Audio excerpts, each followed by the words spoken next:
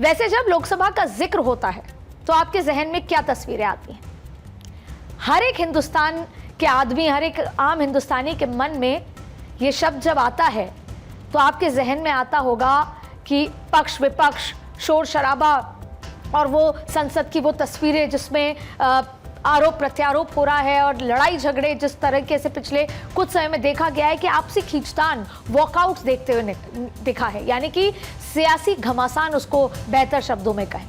और बीच बीच में इसी घमासान के बीच गूंजती एक गंभीर आवाज, वो आवाज जो हिदायतें देती है, सांसदों को उनकी जगह और जिम्मेदारी का एहसास दिलाती हैं और तय कराती हैं कि जनता के पैसों से चलने वाला ये सदन बेहतर तरीके से चलने के लिए उन सभी सांसदों से उम्मीद करता है।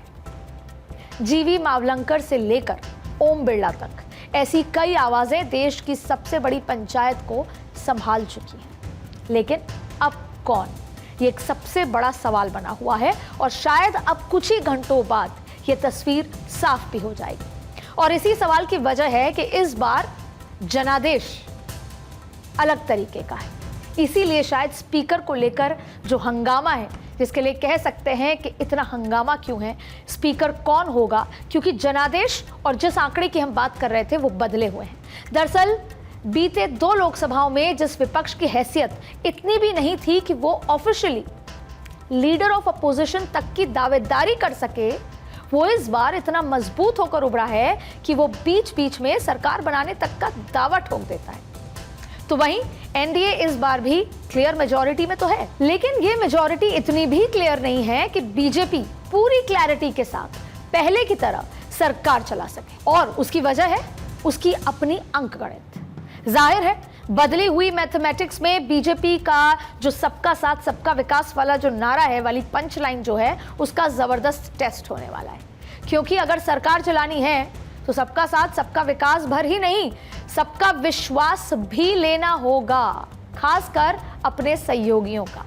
इस बार एनडीए में जो 2 सबसे अहम सहयोगी हैं वो हैं चंद्रबाबू नायडू जो टीडीपी से हैं और जिसके पास कुल 16 लोकसभा सीटें हैं, तो दूसरे नंबर पर है नीतीश कुमार जो जेडीयू से हैं, जिनके पास 12 लोकसभा सीटें हैं। और इन आंकड़ों से साफ है कि मौजूदा सरकार ही नहीं, संसद में भी इन दोनों का रोल बेहद क्रूशियल होने वाला है। अब वैसे होता ये आया है आज तक कि अगर किसी, या खास तौर पर अगर पिछले 2 बार की बात करें तो अगर किसी पार्टी या गठबंधन के पास क्लियर मेजॉरिटी नहीं है तो स्पीकर को सर्वसहमति से ही चुन लिया जाता है, जैसे पिछली बार हुआ था।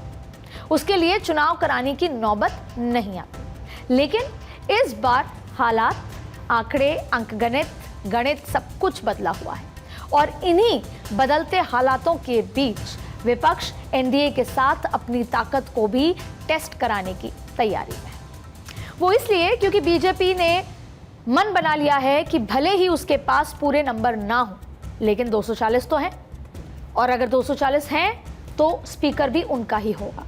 एनडीए के पास तो पूरा आंकड़ा है, इसलिए स्पीकर तो भारतीय जनता पार्टी अपना ही आगे रखना चाहती है।